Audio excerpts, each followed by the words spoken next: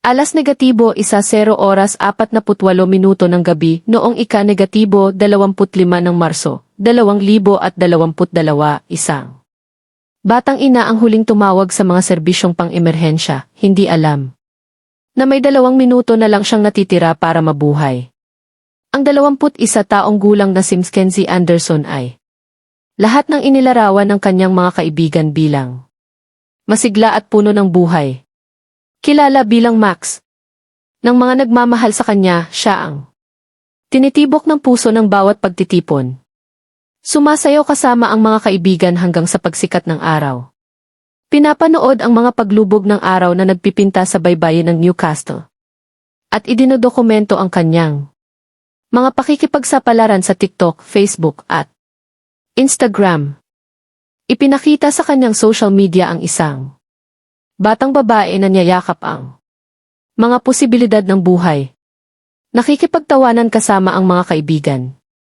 Paggalugad ng mga bagong lugar at higit sa lahat, pinahahalagahan ang bawat sandali. Kasama ang kanyang 1 taong gulang na anak na lalaki na tinawag niyang If I Love Bug and Caterpillar.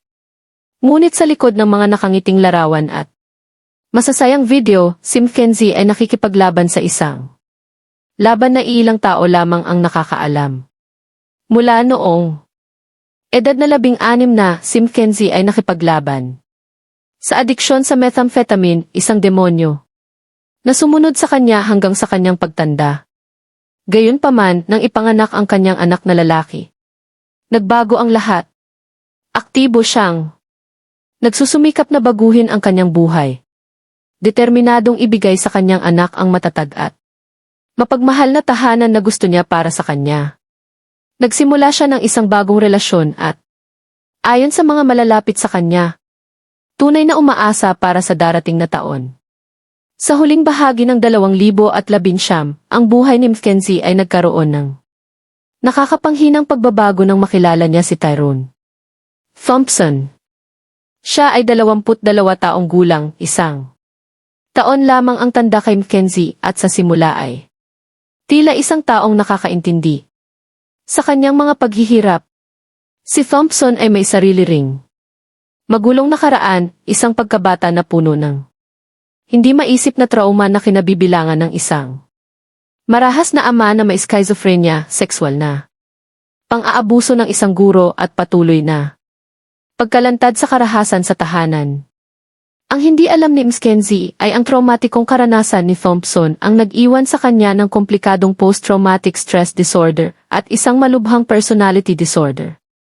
Mas mapanganib pa, nagbigay ito sa kanya ng obsessive need na kontrolin ang bawat aspeto ng mga taong sinasabi niyang mahal niya.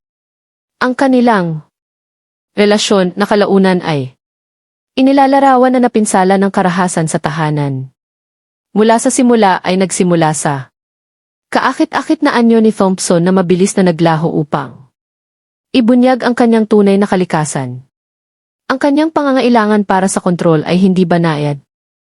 Ito ay agahan at nakakatakot. Minabantayan niya ang bawat galaw ni Mackenzie. Ihiwalay ito sa mga kaibigan at ginamit ang parehong pisikal na karahasan at psikolohikal na manipulasyon upang panatilihin itong nakakulong.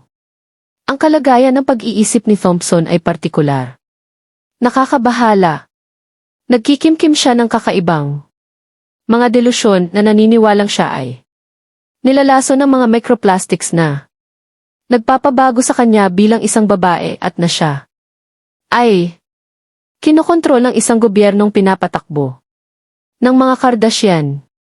Hindi lamang ito mga hindi nakakapinsalang katangian. Mga sintomas ito ng isang malalim na nababagabag na pag-iisip na maaaring magdulot ng hindi inaasahang karahasan.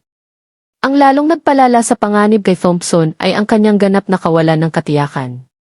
Kalaunan ay kinumpirma ng mga forensic psychiatrist na kahit na siya ay nagdurusa mula sa malubhang mga issue sa kalusugan ng isip, hindi siya psychotic noong panahon ng kanyang pinakamarahas na mga kilos.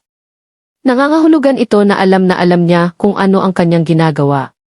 Ngunit hindi alam ni Mackenzie ang alinman sa mga ito nang mahulog siya sa kanyang sapot. Pagsapit ng huling bahagi ng 2021, ang mga pinakamalapit kay Mackenzie ay nagsimulang mapansin ang mga pagbabago. Sinimulan niya ang pagbabahagi ng mga larawan ng mga pasa sa kanyang mga kaibigan, masasakit na ebidensya ng lumalalang karahasan ni Thompson. Hindi ito mga aksidente o nakahiwalay na mga insidente.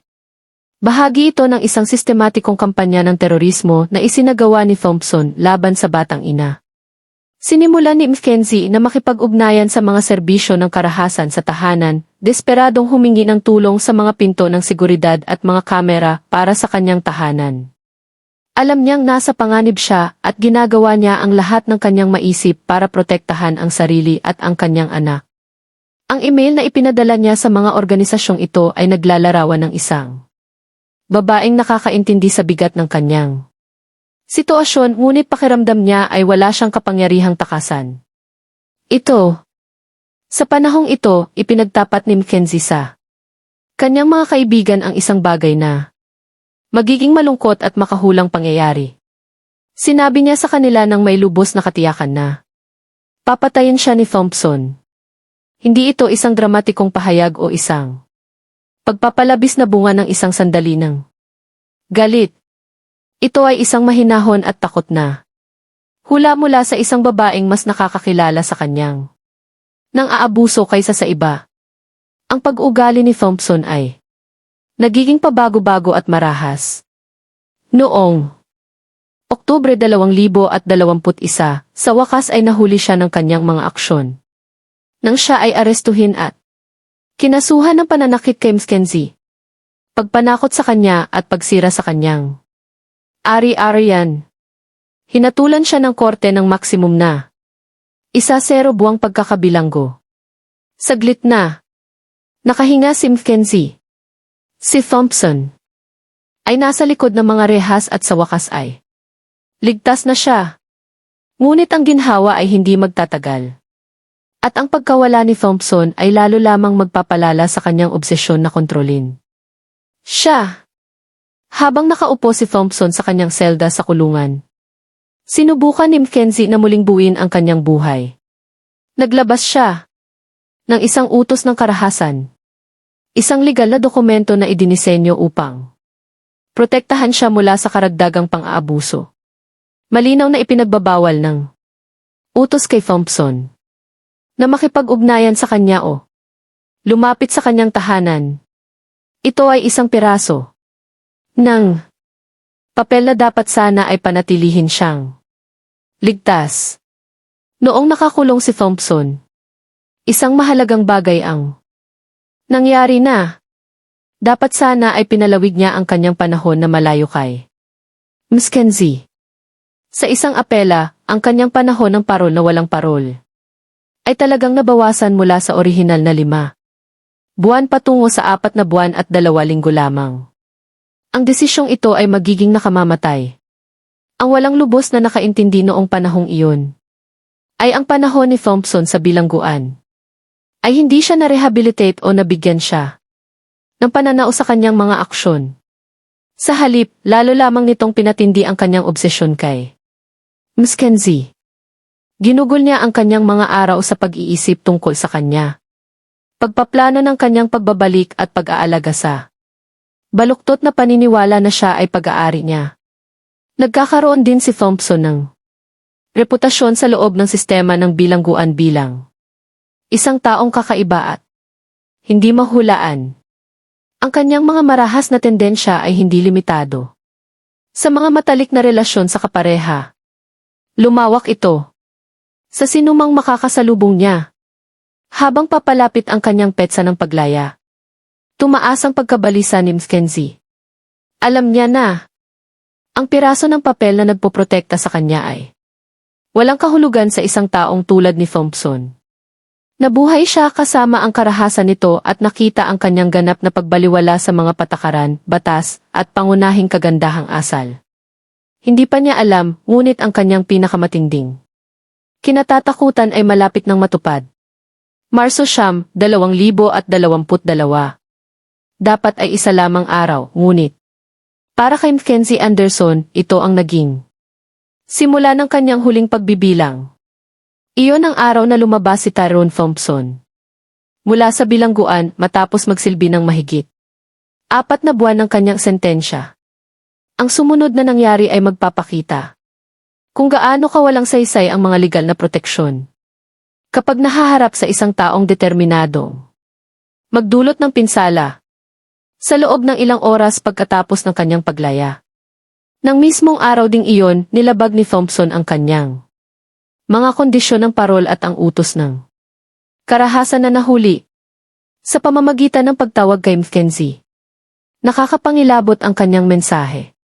Sinabi niya sa kanya na darating siya para sa kanya at mahal niya siya. Ito ay isang deklarasyon ng pagmamay-ari na nagbabalak kayo bilang pagmamahal at agad na naunawaan ni Mackenzie ang banta. Hindi tumigil si Thompson sa isang tawag sa telepono. Gumawa siya ng maraming social media account para makipag-ugnayan sa kanya ng hinarangan niya ang kanyang mga pangunahing profile.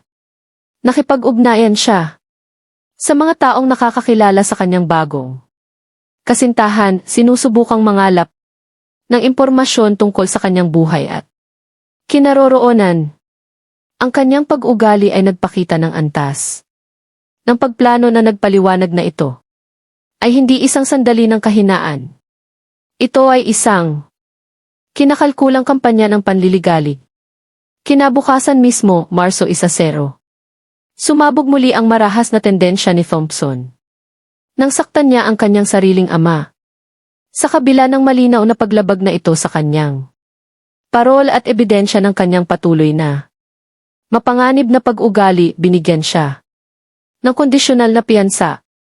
Si Thompson ay magpapatuloy sa paglabag sa utos ng karahasan na nahuli 8 beses sa mga araw pagkatapos ng kanyang paglaya. 8 beses na ang sistema ng batas ay mayroong ebidensya na si Thompson ay nagdulot ng malinaw at kasalukuyang panganib kay Mackenzie. 8 beses na pinalampas ang mga pagkakataong mamagitan at protektahan siya. Ang bawat paglabag ay dapat sana ay isang pulang bandila. Ang bawat paglabag ay dapat sana ay nagpabalik sa kanya sa bilangguan. Sa halip na natiling malaya si Thompson at ang kanyang obsesyon kay Mackenzie ay patuloy na tumindi. Sa sumunod na 6 na araw, sina Mackenzie at Thompson ay gumugol ng oras na magkasama. Paminsan-minsan. Para sa mga tagalabas, maaaring tila ito ay isang pagkakasundo, ngunit alam ng mga pinakamalapit kay Mackenzie na mas mabuti siya ay naglalakad sa isang mahigpit na lubid, sinusubukang pamahalaan ang pabago-bagong emosyon ni Thompson habang pinoprotektahan ang kanyang sarili at ang kanyang anak. Sa panahonang ito, ang takot ni Mackenzie ay ramdam ng kanyang mga kaibigan. Patuloy niyang ibinahagi ang kanyang paniniwala na papatayin siya ni Thompson kahit na sinusubukan niyang harapin ang imposibleng sitwasyon na kanyang kinalalagyan. Na sinubukan niya ang legal na proteksyon, pisikal na paghihiwalay at lahat ng iba pang opsyon na naiisip niya. Ngunit wala ang sapat upang pigilan si Thompson. Noong Marso 24, isang araw bago ang pagpatay, umano'y muling nilabag ni Thompson ang sa Berkeley Vale. Malinaw ang padron, tumitindi ang panganib at naubusan na ng oras. Samantala, lalong lumalala ang kalagayan ng pag-iisip ni Thompson. Ang kanyang pagkakakulong ay walang nagawa upang matugunan ang kanyang mga pinagbabatayang isyu o mabawasan ang kanyang potensyal para sa karahasan. Kung mayroon man, ang kanyang sapilitang paghihiwalay kay Mackenzie ay lalo lamang nagpatindi sa kanyang pangangailangang kontrolin ito. Ang entablado ay nakahanda para sa isang trahedya na hindi napigilan ng maraming sistema. Ang Marso 25, 2022 ay nagsimula tulad ng marami pang iba. Ngunit magtatapos ito sa isang antas ng karahasan na mag-iiwan kahit na ang mga batikang investigador na nahihirapang maunawaan ang kanilang nasaksihan. Nang hapong iyon, si Thompson, Mackenzie at Isa sa kanyang mga lalaking kaibigan ay nagtipon sa kanyang Crebert Street unit sa Mayfield. Sila ay uminom ng alak at nakihalubilo at sa loob ng sandali maaaring tila isang normal na pagtitipon kasama ang mga kaibigan. Ngunit, naunawaan ng mga nakakakilala kay Thompson na ang kanyang kalooban ay maaaring magbago ng walang babala at nanatiling nasa bingit si Mackenzie.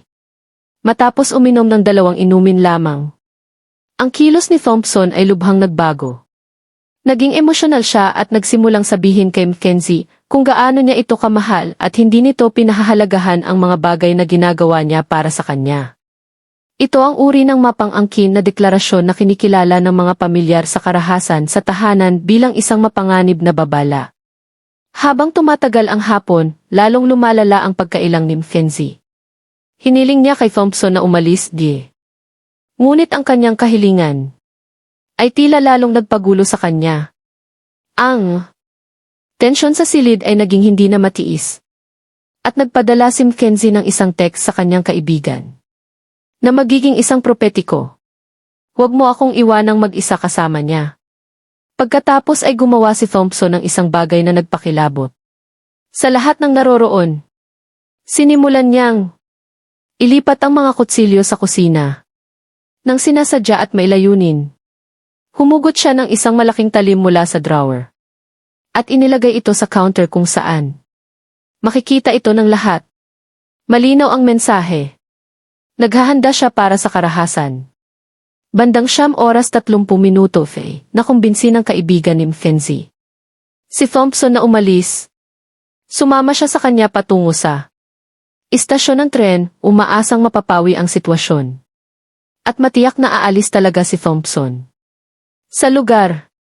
Ngunit walang balak si Thompson na manatiling wala. Matapos magmukhang mapayapang umalis, dumaling si Thompson pabalik sa unit ni Mackenzie. Umakyat siya ng hagdan upang makarating sa balkonahe ng kanyang ikalawang palapag at pumasok sa bahay nito habang natutulog ito. Nagising si Mackenzie at nakita si Thompson sa kanyang silid tulugan gamit ang kanyang mobile phone na parang nasa loob siya nito. Ang paglabag sa paghahanap sa kanyang pinakapribadong espasyo, ang pagpasok habang siya ay walang malay at mahina ay tiyak na nakakatakot. Muli nakumbinsi ng kanyang kaibigan si Thompson na umalis. At muli, tila sumunod si Thompson. Ngunit bandang 10:40 na pagtanto ni Mackenzie na hindi lalayo si Thompson. Dahil sa desperasyon, tinawagan niya ang 000, ang emergency number ng Australia. Ang kanyang mga salita sa emergency operator ay naglarawan ng isang babaeng alam na nasa nakamamatay na panganib. Ang dating kasintahan ko ay nakapasok. Nagising ako na nasa bahay ko siya. May ako sa kanya. Lumapit siya sa akin na may kutsilyo. May sinabi rin siya sa operator na nagpapakita kung gaano niya naintindihan ang banta na dala ni Thompson. Maaaring may dala pa siyang kutsilyo dahil 2 ang dala niya at 1 na lang ang nandito. Si Mackenzie Anderson, sa magiging huling pag-uusap niya sa kahit sinong nasa labas ng kanyang lugar, ay mahinahon at malinaw na nagpapaliwanag sa mga serbisyong pang-emerhensya na ang kanyang dating kasintahan ay pumasok sa kanyang bahay. Pinagbantaan siya gamit ang mga kutsilyo at malamang ay armado pa rin. Humihingi siya ng tulong. Sinusunod niya ang lahat ng wastong pamamaraan. Ginawa niya ang lahat ng sinabi ng sistema. Pagkalipas ng 8 minuto, ipinadala ni Mackenzie ang huling text message sa kanyang lalaking kaibigan. Bumalik na si Thompson. Ang huling pag-atake ni Thompson kay Mackenzie ay nagsimula bandang 10:48 at tumagal hanggang 10:50 sa loob ng 120 segundong iyon. Sinaksak ni Thompson si Mackenzie Anderson ng 78 beses gamit ang 2 kutsilyo sa kusina. Napakalakas ng pag-atake kaya't naputol ang isa sa mga kutsilyo dahil sa lakas ng mga suntok ni Thompson. Narinig ng mga kapitbahay ang pag-atake at tumawag ng Pulisya habang ang iba ay lumabas upang subukang tumulong. Isang saksi ang sumilik sa isang siwang sa pinto ng bloke at nakita si Thompson na nakatayo sa tabi niya at paulit-ulit siyang sinasaksak habang hindi umiimik. Sinubukan ni Mackenzie na tumakas. Nakipaglaban siya para sa kanyang buhay, ngunit nakulong siya. Kasama ang isang lalaki na sa wakas ay nagpa siyang pagtagumpayan ang banta na matagal na niyang iniingatan. Pagdating ng mga pulis sa pinangyarihan, natagpuan nila si Mackenzie na nakahiga sa labas ng kanyang unit, na ang sirang hawakan ng kutsilyo ay nakapatong sa kanyang dibdib. Ang kanyang isang taong gulang na anak na lalaki ay naroon sa pinangyarihan, naliligo sa dugo ng kanyang ina, ngunit pisikal na ligtas. Sinubukan ng mga paramediko at pulisya na iligtas ang buhay ni Mackenzie, ngunit ang pinsala ay masyadong malala. Namatay siya sa pinangyarihan tulad ng kanyang hinulaan. Agad na inaresto si Thompson, duguan dahil sa napinsalang kamay na natamo niya noong kanyang baliw na pag-atake. Nang tanungin ng mga pulis, hindi siya nagpakita ng pagsisisi at walang kabatiran sa bigat ng kanyang ginawa. Sinabi ni Thompson sa mga opisyal na nag-imbestiga, may dala siyang kutsilyo at saka ko lang tinutukan at sinaksak. Pareho ang dami ng beses na sinaksak siya hanggang sa tumigil siya.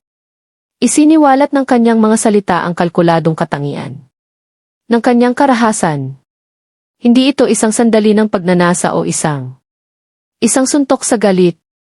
Ito ay isang tuloy-tuloy at sinasadyang pag-atake na idinisenyo upang tiyakin na si Mackenzie Anderson ay hindi na muling makakaalis sa kanya. Sa loob ng halos 3 taon, pinanatili ni Thompson ang kanyang kawalang kasalanan na inaangkin na kumilos siya para ipagtanggol ang sarili. Pinilit niya ang pamilya at mga kaibigan ni Mackenzie na mamuhay kasama ang kawalan ng katiyakan ng isang paglilitis. Pinahaba ang kanilang kalungkutan at pinipigilan sila na makahanap ng pagtatapos. 1 linggo lamang bago ang kanyang nakatakdang paglilitis, sa wakas ay binago ni Thompson ang kanyang pag-amin sa pagkakasala ng pagpatay. Noong Mayo 2, 2025, sinentensyahan ni Hukom Richard Weinstein si Thompson ng 22 taon at 6 na buwan na pagkakakulong na may panahon na walang parol na 15 taon at 6 na buwan.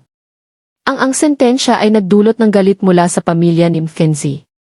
Tinawag ito ng kanyang ina, si Tabitha Akrit, na isang insulto sa kababaihan sa buong mundo. Umapela ang korona na tinawag itong hayagang hindi sapat. Ngunit noong Nobyembre 2025, ibinasura ang apela. Ang pagdadalamhati ni Tabitha Akrit ay napalitan ng matinding determinasyon. Pagkamatay ni Mackenzie, natuklasan niya na sa wakas ay tumugon na ang mga serbisyo sa karahasan sa tahanan. Sa mga paghingi ng tulong ng kanyang anak na babae sa pamamagitan ng isang mensahe na nagsasaad na isasara na nila ang iyong kahilingan para sa suporta dahil patay ka na ngayon. Naglunsad siya ng isang petisyon at nakalap ng mahigit 30,000 lagda.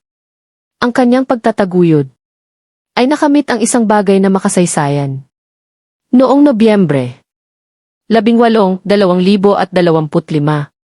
nagpasa ang Parlamento ng New South Wales ng batas na nagtatatag ng 25 taong karaniwang panahon ng hindi parol para sa pagpatay sa kasalukuyan o dating matalik na karelasyon. Ang unang pagkakataon sa kasaysayan ng Australia ay naipatupad ang ganitong batas. Ang kaso ni Mackenzie ay naglantad ng mga kapahapahamak na pagkabigo sa proteksyon laban sa karahasan sa tahanan.